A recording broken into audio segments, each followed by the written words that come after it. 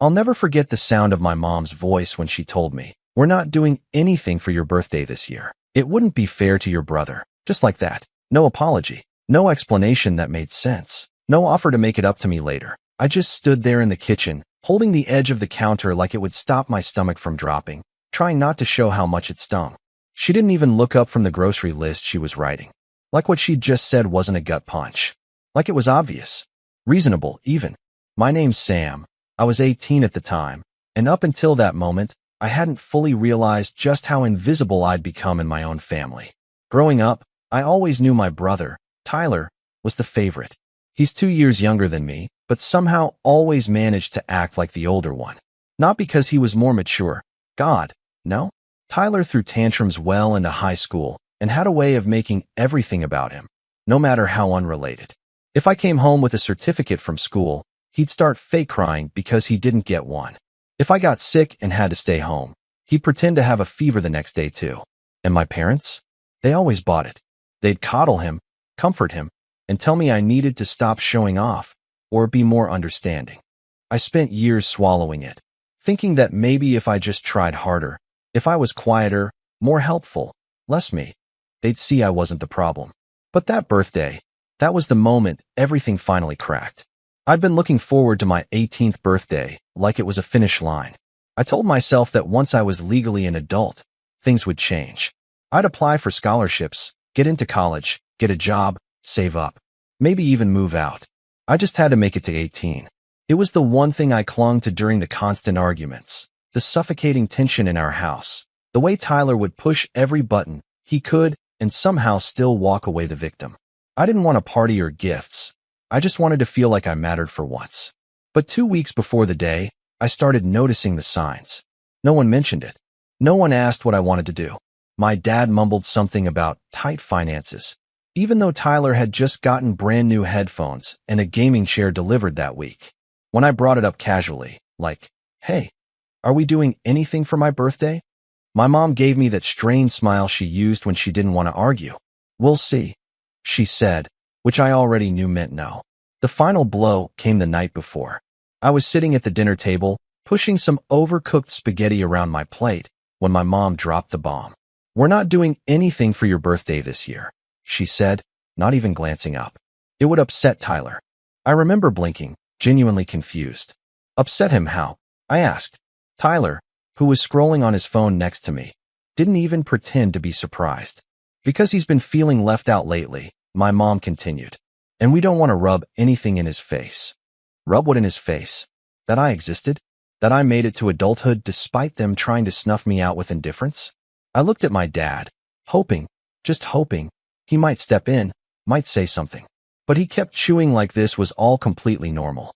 That was when Tyler finally looked up and said, with a smug little smirk, "No one wants you here anyway.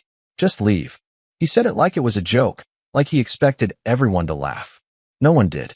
Not because it was cruel, but because it was true to them. My mom sighed. "Tyler," she said gently, not in reprimand, but in that sing-song voice she used when he was being playful. My dad said nothing. I felt my throat tighten, but I didn't give them the satisfaction of a reaction. I just nodded, pushed my plate away, and went upstairs. I packed that night. I didn't slam doors. I didn't leave a note. I just filled my backpack with the essentials, my laptop, some clothes, the crumpled $80 I had saved from tutoring, and walked out just after midnight while the house was asleep. No one called. No one texted. It was like they'd been waiting for me to disappear. I couch surfed for a bit. Friends from school, people who barely knew me but saw how bad things were and offered anyway. Eventually, I scraped together enough to rent a shoebox of a studio apartment across town. It was barely livable. Creaky floorboards, drafty windows, a radiator that hissed like a demon in the night. But it was mine. For the first time, I didn't feel like I had to tiptoe around someone else's mood or apologize for existing. I started working part-time at a coffee shop and took online classes whenever I could. It wasn't easy, but it was freedom. I didn't tell anyone where I went. Not my parents. Not even extended family. I figured they'd ask eventually. They didn't. A part of me hoped someone would reach out just to check if I was alive. No one did. I blocked my mom and Tyler on everything, kept my address off social media, and changed my number. It was like cutting off a tumor. Painful at first, but necessary to survive. I told myself I was done with them, that I could move on. And for a while I did.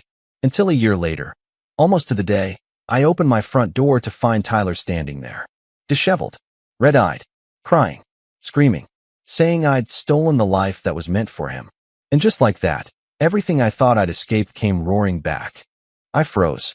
For a second, I genuinely thought I was hallucinating. Tyler, my brother, was standing in the hallway of my apartment building like some ghost from a past life I'd worked so hard to bury. His hair was a mess, his face blotchy from crying, hoodie half-zipped like he'd thrown it on without thinking. He looked wrecked. But what stuck with me most, what sent a chill down my spine, was the look in his eyes. It wasn't guilt. It was rage. "I've been looking for you for months," he yelled, stepping forward before I could even decide whether to shut the door in his face. "You think you can just run away? Just disappear?" Like none of it mattered. I snapped out of my daze and put a hand against the door frame to block him. "What are you doing here, Tyler? How did you even find me?" He scoffed, brushing tears off his cheeks in the most dramatic, performative way possible. "You think you're better than us now, huh? Living here like some kind of martyr? You don't get to just vanish and leave me with them." His voice cracked on the last word, and I saw something shift in his face. He wasn't just angry. He was panicking, spiraling. I didn't answer right away. My heart was hammering in my chest, not from fear, although part of me was afraid, but from the sheer absurdity of this moment. This was the same brother who told me to leave. The same one who smirked while my parents canceled my birthday. The same one who watched me pack my things and never once tried to stop me. "Tyler," I said slowly, "you told me no one wanted me there. And guess what? You were right. No one came looking. Not once." He flinched like I slapped him. "Because you left," he snapped. "You abandoned us." I laughed, dry, humorless. "I abandoned you. I was a ghost in that house for years, and you're mad I finally stopped haunting it." He pushed past me before I could stop him. I wasn't strong enough to hold the door shut against his weight, and honestly, I was too stunned to resist. He stumbled into my tiny apartment like he owned the place, spinning in circles like he couldn't believe where he was. "This is it," he spat. "This little box. This is the life you chose over us." I closed the door behind him, exhaling slowly. "I didn't choose this over you. I chose me over being your scapegoat." He turned on me, and that's when the full meltdown began. "You stole everything from me, Sam," he screamed, chest heaving. "The future, the attention, the respect. They used to care about me. Then you left, and everything went to crap. Mom cries all the time now. Dad barely talks. And me? I get blamed for everything." I blinked. "Blamed for what exactly?" "For you leaving," he shouted. "For the way the house feels empty. For the stupid tension all the time. Do you know what it's like to live in a house where your name is basically a curse? Every time Mom sighs, it's 'I wish Sam was here.' Every time I mess up, it's 'Why can't you be more like your brother?' That stopped me cold. Because no matter how much I hated how they treated me, I never expected that." Tyler dropped onto the couch, my lumpy, second-hand, Craigslist couch, and put his head in his hands. "I didn't mean it when I told you to leave," he mumbled. I was jealous, okay? You were always the smart one, the responsible one. Even when they treated you like crap, you still had your stuff together. And me? I was just the mess. I didn't know what to say. I should have felt vindicated. I should have been angry. Instead, I just felt hollow. I sat down on the other side of the room, keeping a good few feet of space between us. "You could have talked to me, Tyler. All those years, you let them pit us against each other. And you loved it. You didn't just benefit, you fed off it. You enjoyed watching me struggle. So don't come here crying about how hard it is now that the golden pedestal is gone." He shook his head, biting his lip like he was trying not to cry again. "You don't get it. After you left, they started saying my birthday wasn't appropriate to celebrate either. Said it was too soon. Said it would feel insensitive. I didn't even get a cake." I blinked, unsure if I should laugh or scream. "So now you know how it feels. And that's why you're here? Because suddenly you're not the center of attention anymore." "No," he shouted, eyes wide. "I'm here because I want things back the way they were." I stood up. "That's never going to happen," I said, ice in my voice now. "And honestly, if you came here expecting me to feel sorry for you, you're wasting your time." His eyes scanned the room again. "You have your own place, your own job, your own life. You don't get to act like you're the victim anymore." I took a step forward, barely containing the storm that had been brewing in my chest for the past year. You think this life was handed to me? That I just walked out the door and the universe said, "Congrats, here's your fresh start"? I bled for this. I starved for this. I cried myself to sleep more nights than I can count. But I kept going because I knew I deserved better than that house. Then you. His mouth opened, closed. He looked like he wanted to argue, but the fight was draining out of him. And then, almost like a final Hail Mary, he reached into his hoodie pocket and pulled out a letter. Crumpled, torn at one corner. He threw it at me like it was a grenade. I caught it. "What is this?" "Read it," he said. "You'll see." I unfolded the letter with trembling fingers. It was from our parents. Addressed to me. Written 6 months after I left. And never sent. My mom's handwriting filled the page. Tight and messy, like she was writing through tears. It was an apology, or something that tried to sound like one. "We miss you. We didn't realize how much you meant to the family until you were gone. Tyler is struggling. We're all struggling. Please come home." It wasn't enough. Not even close. But it was something, and they never sent it. I looked up at Tyler, my hands shaking. Why didn't they send this? He stared at the floor. Because I didn't let them. Time stopped. What? I found it on the counter. Mom was sealing the envelope. And I lost it. I told them not to send it. That you didn't deserve it. That you'd rub it in their face. That it would make things worse. My throat went dry. So they listened to you. He nodded. They always did. I dropped the letter. That was it. That was the moment, the breaking point. All those years of playing second fiddle, of being dismissed and discarded and made to feel small. And even after I left, Tyler found a way to take the one thing that could have changed everything and bury it. And now he wanted what exactly? Forgiveness? Redemption? A do-over? I couldn't breathe. I couldn't think. The apartment felt smaller than ever, like the walls were closing in.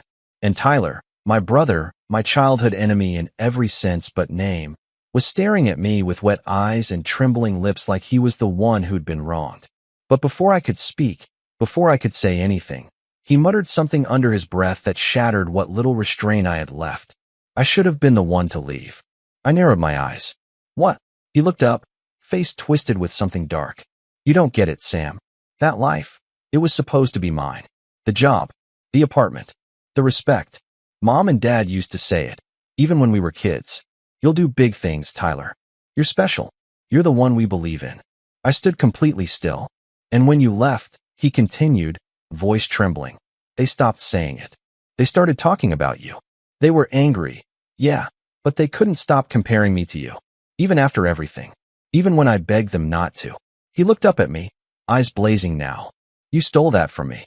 And just like that, the dam burst. I took one long step forward and looked him dead in the eye. You want the truth, Tyler? I said, my voice low and steady. You didn't lose their respect because of me. You lost it because you spent your whole life expecting the world to hand you things just because people said you were special. But I earned everything I have. You're not jealous of what I stole. You're jealous that I survived without needing you. Without needing them. Tyler's lip quivered. I expected him to lash out again. But instead, he stood up, walked to the door slowly, and turned back with a look I'll never forget. This isn't over, he whispered. You don't get to erase me that easily. Then he walked out, and I just stood there shaking. Because deep down, I knew he wasn't wrong. It wasn't over. Not yet. After the door slammed shut, I didn't move for a long time. I stood in the middle of my studio, the silence pressing in around me like a weight. The letter still lay on the floor where I'd dropped it. The corners curled, the ink slightly smudged, proof that at some point, my mom had cried over it. Maybe even regretted what happened. But Tyler, he'd intercepted that sliver of humanity and made sure I never saw it. Until now. And not because he'd had a change of heart, but because his own life was unraveling and he needed someone to blame. That realization, that I might have gone back if they'd sent the letter, hit me like a freight train. It's strange how grief sneaks up on you, even when you think you've already buried the dead. I thought I'd mourn my family. I thought I'd made peace with their absence. But that night, I cried harder than I had in a year. I wasn't just mourning what they did. I was mourning what could have been. The version of reality where my parents had come to their senses, where Tyler had grown up instead of doubling down, where we'd sat down at the same table and tried to rebuild something broken. That version didn't exist. It never did. But letting go of the idea hurt more than I expected. I spent the next week in a fog. I stopped showing up to my shifts at the coffee shop, which nearly got me fired. I missed 2 online class deadlines. My manager pulled me aside one night and said, "You look like you're halfway buried, kid. You okay?" I wasn't. But I didn't know how to say that without sounding crazy. How do you explain to someone that your brother stormed into your apartment like a rejected villain and confessed to sabotaging the one olive branch your parents ever offered? You don't. So I just nodded and said I was tired. Which wasn't even a lie. I'd hit rock bottom. Not the kind where you're homeless or bankrupt or physically broken, but the kind where you look in the mirror and realize you've been surviving, not living. That your whole life has been about getting away from something, not going towards something. I was 19, in a windowless studio with water stains on the ceiling and a secondhand mattress that smelled like regret. I had no family, no safety net, and no roadmap. Just me. And for a while, that scared me. But slowly, quietly, something shifted. It started with a job listing. A girl from my online class group chat, someone I'd only talked to a handful of times, posted about a nonprofit in need of part-time assistance. Data entry, mostly, with some admin stuff. The pay was better than the coffee shop, and it came with actual experience that could go on a resume. I almost didn't apply. I didn't think I had a chance. But I did. They hired me after a Zoom interview where I thought I bombed every question. Apparently, they liked my honesty. I told them I didn't have much professional experience, but I'd been handling difficult people my whole life, and I could stay calm under pressure. They laughed. I didn't tell them I was talking about my family. The work was straightforward, but the environment was a revelation. The people were kind, respectful. My supervisor actually asked for my opinion during meetings. For the first time in my life, I felt like my voice had weight. It was the smallest thing, but to me, it felt like gold. I started taking pride in my job. I showed up early, asked questions, even helped streamline a filing system that was driving everyone nuts. They noticed. A month later, they offered me more hours. 2 months after that, they asked me if I'd consider staying on full-time after I finished school. Me, the kid who packed his bags and walked out of a house where he didn't even get a birthday. It wasn't just the job. Other things started falling into place, too. I took a risk and submitted a personal essay to an online magazine, writing about estrangement, family guilt, and the strange grief of being cut off by choice. They published it. It didn't go viral or anything, but I got emails. Dozens. People saying they saw themselves in my words. That they were trying to break free from toxic homes too. That it helped them feel less alone. I wasn't alone anymore either. That same girl from the group chat, the one who posted the job listing, we started talking more. Then hanging out. Then one night, after a long walk and 2 hours of just sitting on a bench talking about our childhoods, she reached out and held my hand. Her name was Alina. She didn't ask for the whole story right away. She let me unravel in pieces, never pushing, never judging. When I finally told her everything, about Tyler, the birthday, the letter, she just looked at me and said, "That's not a family. That's a crime scene." We both laughed until we cried. By the time winter rolled around again, I had savings in the bank, a new laptop, better furniture, and my first real sense of peace. I even treated myself to a birthday dinner. Just me, Alina, and a few friends from work. It was nothing fancy. We ordered takeout and played card games until midnight. But when they surprised me with a homemade cake, candles and all, I felt something crack open in my chest. I hadn't realized how much I needed to be celebrated. Not tolerated. Not ignored. Celebrated. And that was when I knew I wasn't broken anymore. I wasn't fixed either. Healing's not a straight line.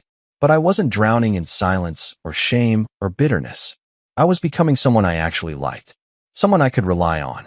Someone who didn't need validation from people who only offered conditional love.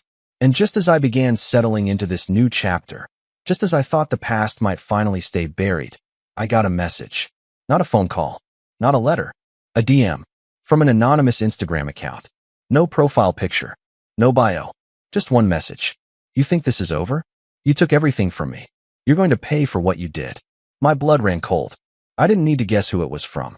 Tyler. I hadn't heard from him in months. No word from my parents either. I thought maybe, finally, they'd accepted that I was gone for good. But now he was back. And he was angry. More than that, he was watching me. Because the message didn't come out of nowhere. It came the day after I posted a picture of me and Alina celebrating my acceptance into a local university's transfer program. I'd captioned it something cheesy like New Beginnings. It had maybe 40 likes. Nothing major.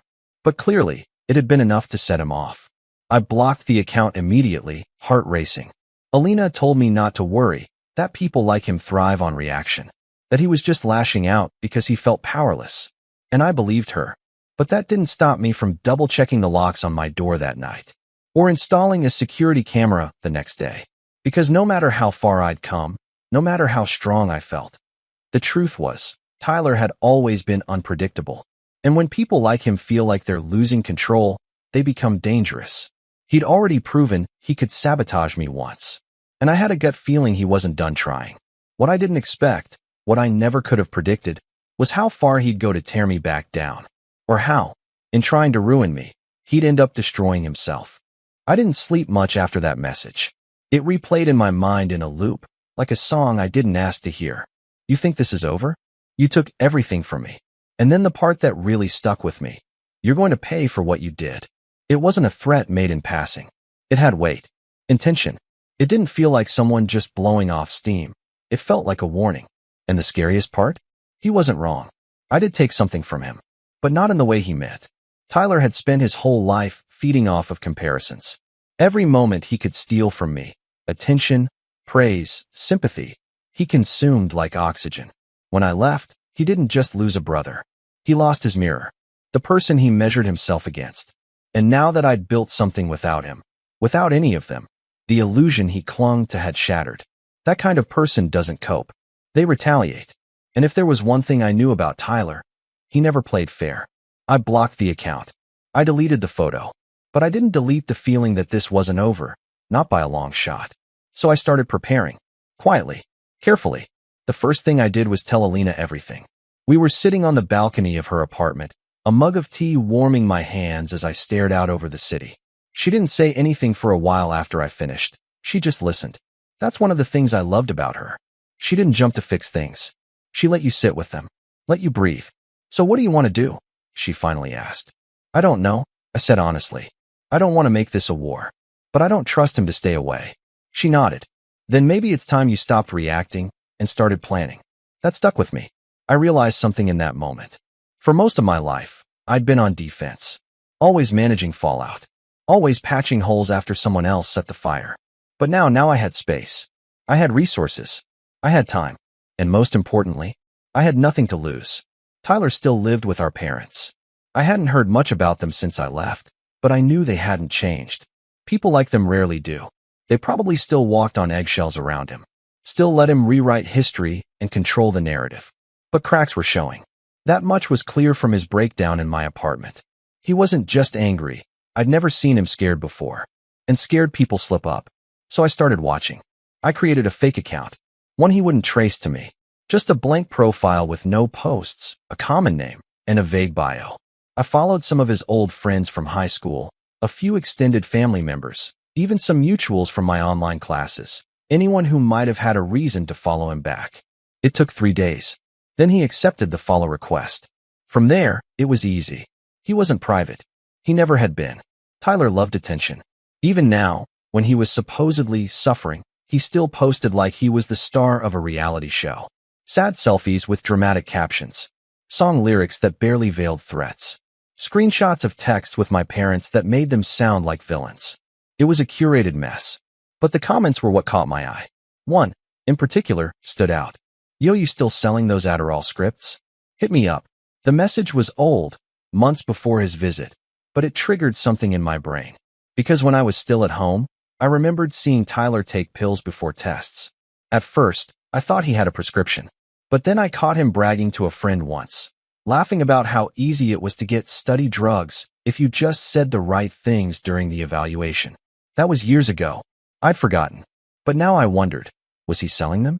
I didn't want to jump to conclusions. But the idea planted a seed. So I dug deeper.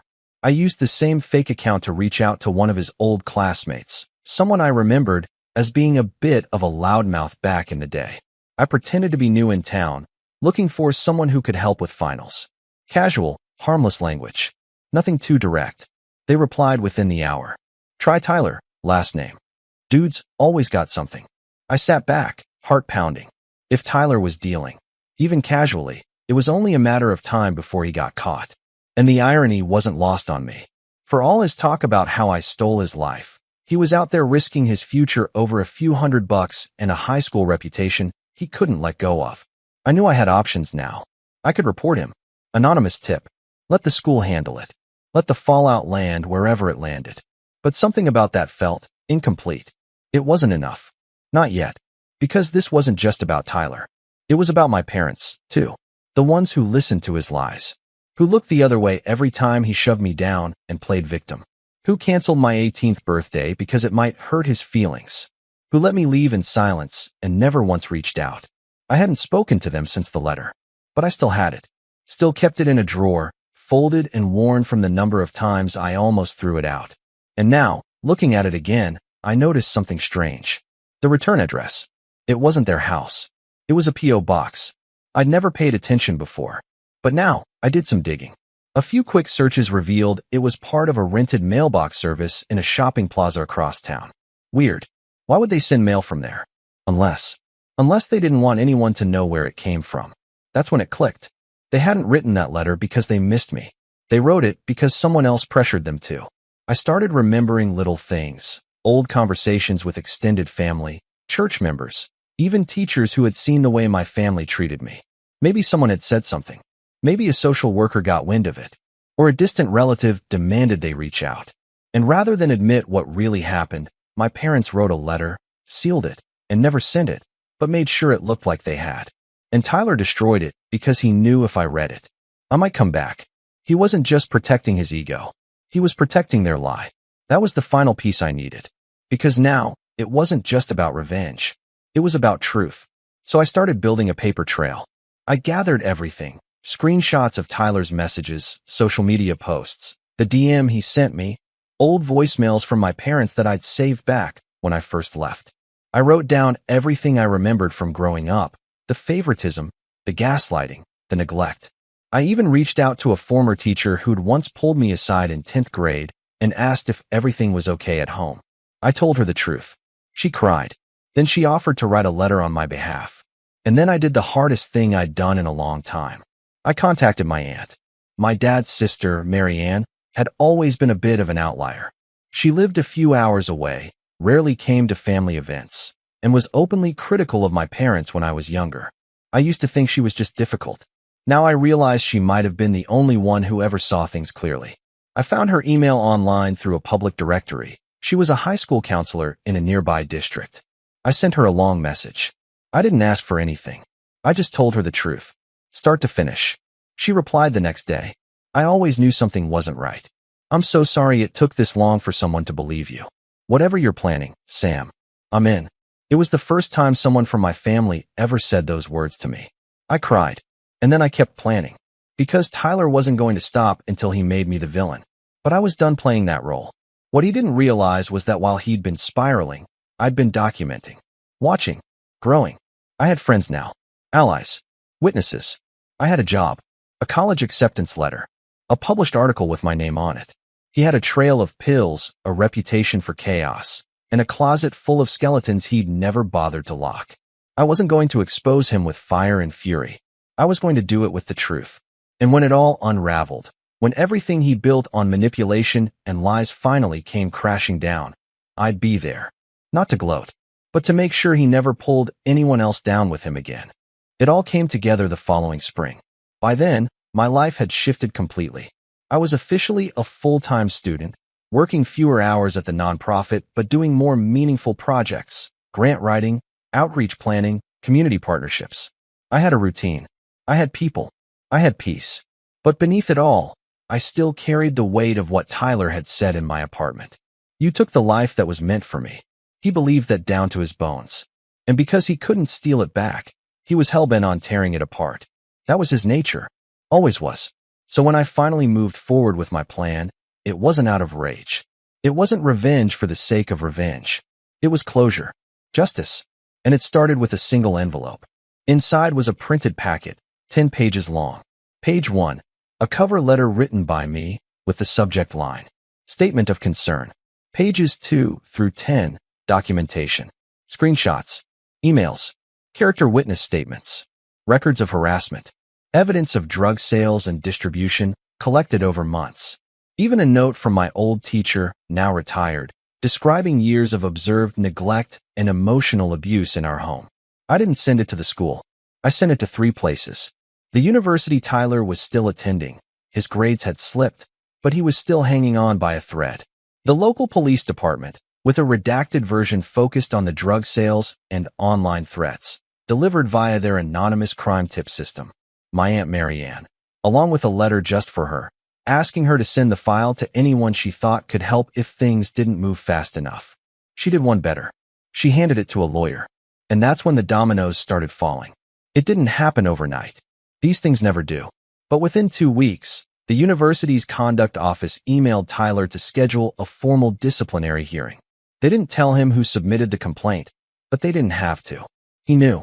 Because that same week, 2 detectives came to my parents' house asking about a prescription pill ring operating in their son's name. Tyler panicked.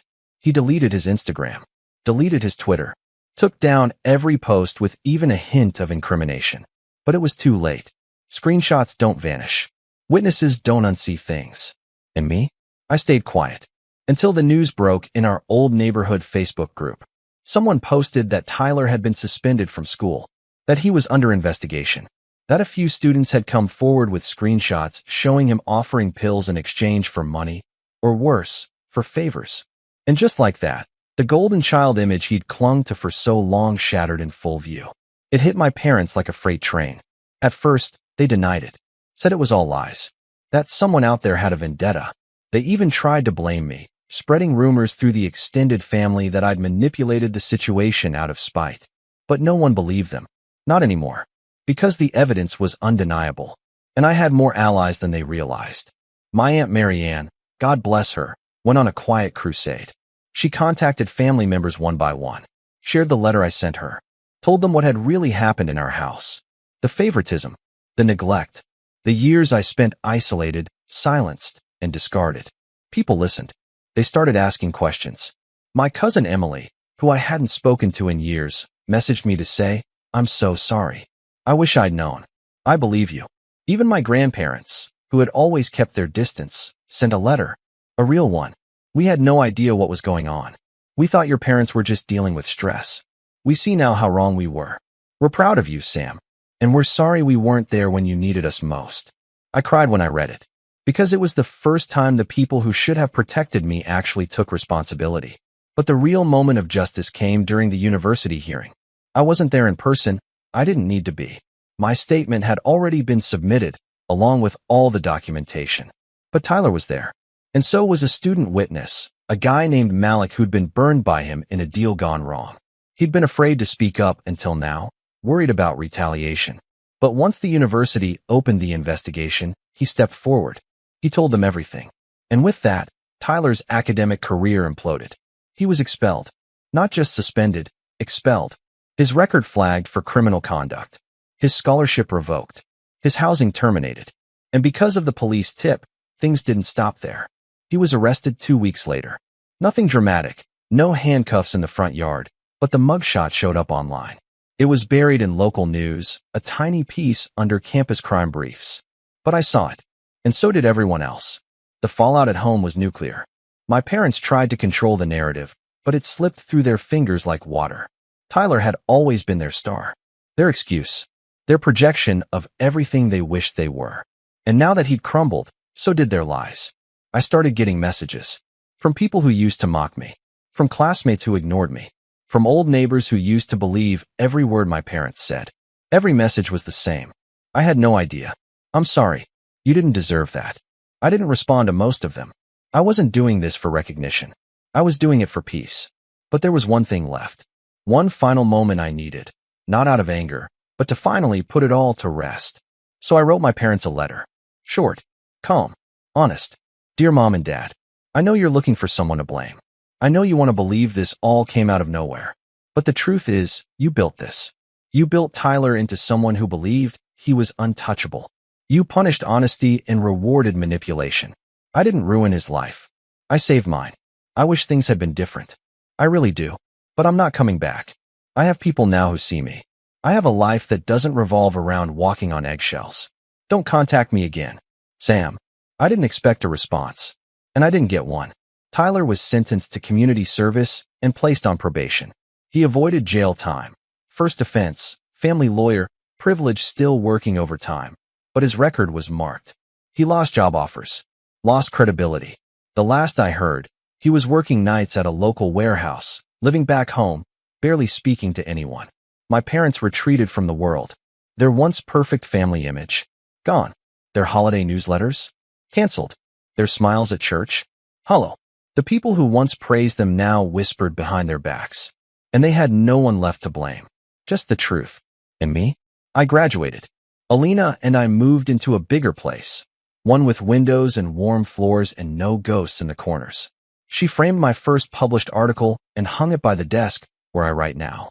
We host dinners with friends, celebrate birthdays without guilt. And sometimes, when I walk past a mirror, I barely recognize myself. Not because I've changed, but because I've finally become me. I used to think revenge was about hurting someone back. But now I know the most powerful revenge is simply this: living a life they can't touch, and they never will again.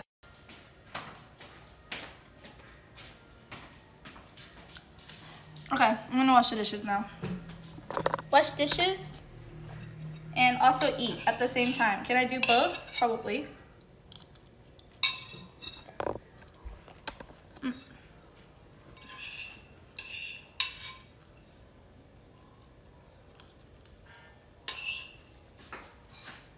I'm doing both at the same time. Is that kind of dumb?